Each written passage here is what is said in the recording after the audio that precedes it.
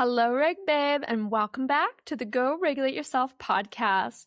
My name is Brianne, I am your host, and today we have an extra special sneak peek release for you from the Reg Babes After Dark membership space.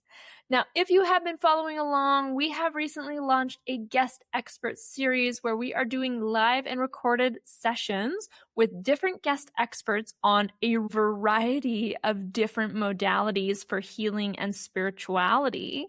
And we are releasing 2 of those per month into the membership space.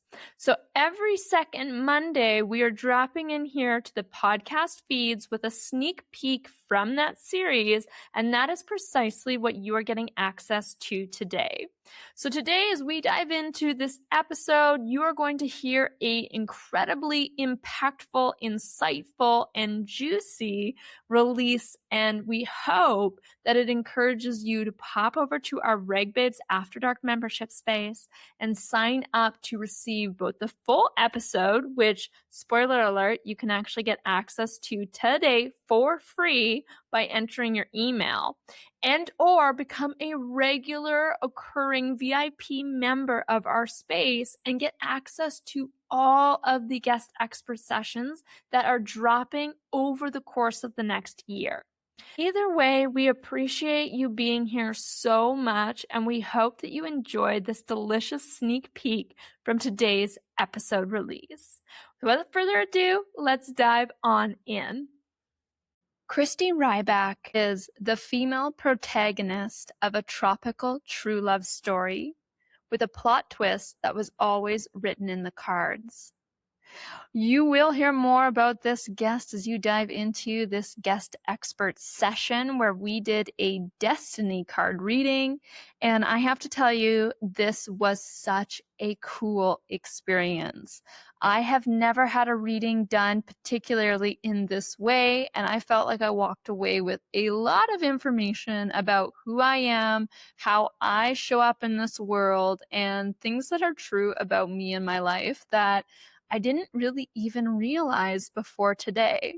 This conversation is such a good one, and I can't wait for you to see what a session like this actually entails and looks like in real life. So without further ado, let's dive on in. So I found destiny cards through human design. And we talked a little bit about human design. I know that's something that you work with. So I was, like I said, in this toxic relationship, and it was, if you know anything about trauma bonding, it's very difficult to get out. You're in there, you're locked in. And my thought was, if I can just live my design, then anything that's not meant for me will fall away. So that's exactly what happened. Then like I said, it was actually through a human design podcast that I found my destiny card reader, Rosie Cutter. She's wonderful. Definitely look her up. And so, like I said, 6 days after my breakup, I had this reading. And at first I was like, I don't know, I'm a Virgo. So I was like, we'll see. I don't know about all this. I'm not really one for tarot or anything like terribly occult like that. But this system it actually predates tarot. It predates, it's pre-Egyptian, and it's based on a deck of playing cards. So it blends astrology and numerology. There are 52 cards in a deck, 52 weeks in a year, 7 visible planets, 7 days in a week. If you break the year, 365 days down by 7, it's 7 52-day periods. And so there's 7-year spreads. You have a lifetime spread, and it's all based on what we call a grand solar spread, where the cards are quadrated into a certain order out of the perfect order, which starts with Ace of Hearts, all the way up to King of Spades. When you quadrate it in a certain way, you can find YouTube videos about this, it gives what we call the grand solar spread. And then based on your birthday, so your birthday is October 29th, you are born on the day of a 6 of Hearts. So, and then we have whatever your astrology sun sign is, it denotes the second card that you have. You are a Scorpio, so you actually have 4 cards. So we're going to use that today. And each card gives a different flavor of your personality. And I think you're really going to I'm going to go through all 4 of yours today. So we're going to talk about that. we can talk about, actually my favorite thing to do with destiny card readings is relationships and synergy, because the cards have relationships to each other based on where they are in the deck. And then there's also a life spread. So just like how I mentioned that my reader was like, oh, don't worry, December 28th. And then sure enough, that's the day I met the man I live with now. It's very accurate. In fact, it was it was like right after Christmas. I had told my husband, I looked at my cards and I was like, I think I'm getting an offer for a job, like either like on the 28th or like within a week. And sure enough, it was like, I got the text and I was like, oh my gosh. And he's like, how did you do that? I'm like, dude, I'm telling you, it's crazy accurate. And it's not, there's a sense of intuition because you know, you are, oh my God, I can't think of the word. You're interpreting the cards, you're like, okay. And then it's also, here's the other thing, it's based on your circumstance. So let's say, for example, so a 9 of hearts, that is 9 means endings. And we'll go into more of this where all the numbers are numerology. They all have meanings. And the suits they govern different areas of life. So if you have a 9 of hearts card, if you're married, that is a divorce card. That's like an opportunity. If you wanted something to end, there's room for an ending here. If you're single, it can denote the end of your single life. So you could actually get married under a 9 of hearts. So there's different ways to interpret them based on your circumstance. So it's not like a psychic reading. It's like, tell me what's going on in your life so that I can then interpret these cards. I record every single reading just because people, when they listen back, things sometimes don't make sense until weeks or months down the line. So that is how the readings work. The suits, so hearts represents love, emotions, home. It could be your pets, siblings, anything, emotional and romantic. Clubs represents knowledge, information. It could be a new idea. It can be any of the mental or communicative faculties. Diamonds is money. So that's obviously one of the most popular things that we talk about in the charts. Of course. Money and also values. Yes. And then spades are work, health, lifestyle, and spirituality. And these also denote the 4 stages of life. So hearts is childhood. It's springtime. In the tarot, it would be the cups. So like that flowy, watery element. And then clubs is studenthood. So it's about learning and education and information. So it's the summertime. It's when, your mind is going crazy and you have all this energy. You're in that adolescent phase of life. Diamonds is when you are an adult and you're more worried about money and what your values are. And that would be the fall, the autumn, when you're, harvesting and worried about the material realm. And then spades is the gravedigger. It's the last years of life. We draw closer to whatever our spirituality is. We're a lot more concerned about our health, our work, and lifestyle. And so there's just so many ties with these cards. Spades is the winter time as well, right? So death and then rebirth into a new cycle. So there's so much I could say. Without further ado, let's look at yours. And if I've forgotten anything, we'll circle back to it. So you, like I said, are a 6 of hearts. So as a hearts person, you naturally attract children and animals. You are very relationship oriented, of course. Sixes are funny. So it's the number of karma. And there is a joke. I'm not saying this is you. And one thing I try to do in all my readings is I'm not saying this is you, but people with this birthday can be the following ways. So 6 people, the joke is that they are 6 years old. Nobody can have a tantrum like a 6 person. So again, I don't know if that resonates, but that is definitely a tendency of some people. So it's 6, like I said, it's a number of karma. So it's love karma. So you may have several or at least one relationship in your life where it's based on, past lives, whether you did good, whether you hurt somebody, you are going to experience firsthand the leveling of the scales in this life. Your second card is, and this is interesting because this came up in the email.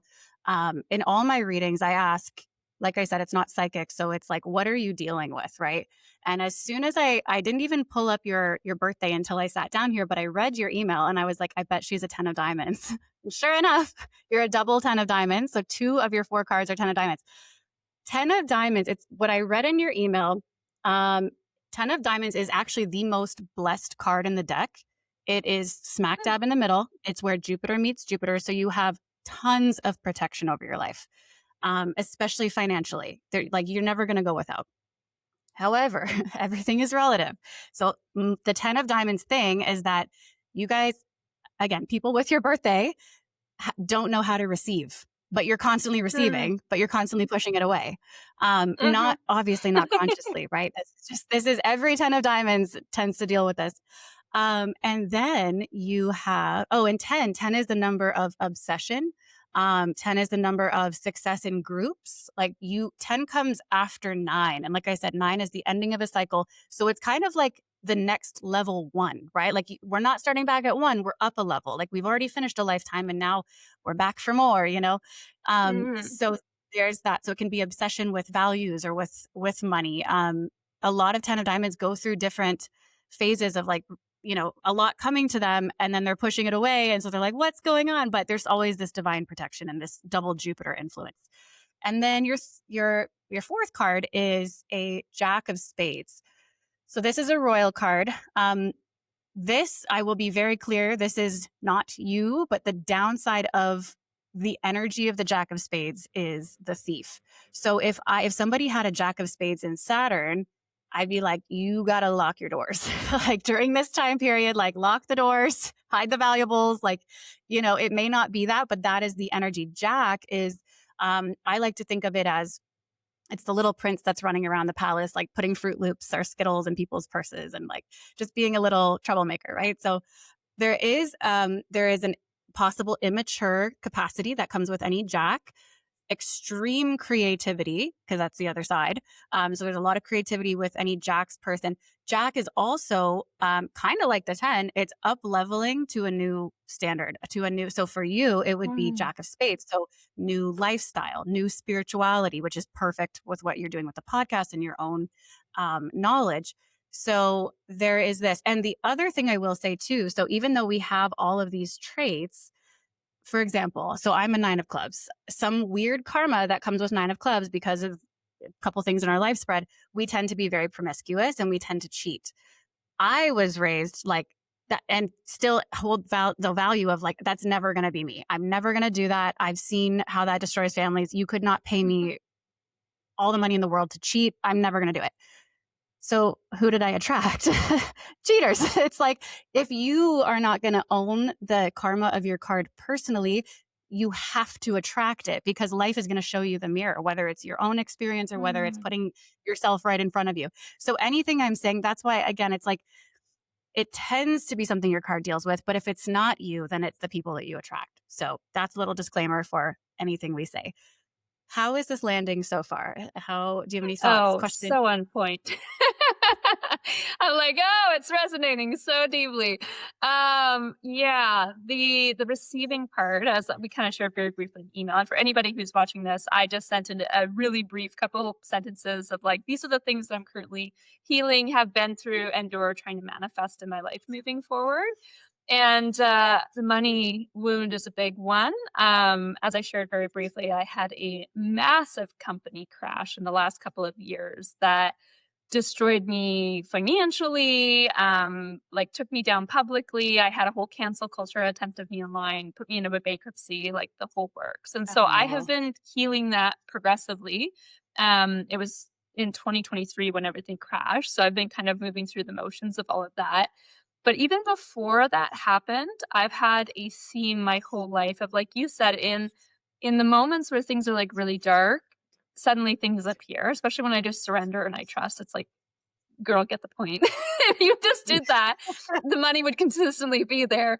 But always in these moments when it feels like I'm at the very end of my rope, suddenly something appears. And you're right, I never do go without. Something always comes in. But it is that receiving that I have a problem with. And it's almost like when things get good, I second guess why they're good and I'm prepared for things to get worse. So that definitely is resonating very deeply. And the Jacks as well. I have a very creative and playful side to me too, that I'm only recently allowing myself to explore. But it's all landing very much on the money. So amazing. All All right, Reg Babes, that is the end of your sneak peek preview. Yes, I know it was short. We cut it right off of the good part. But if you want to hear the entire hour plus of this guest session, then I recommend you drop down to the show notes below, click on the Reg Babes After Dark link, enter your email, and get access to the full episode. I promise you don't want to miss a minute of it. So bump over there and check out the rest of this session.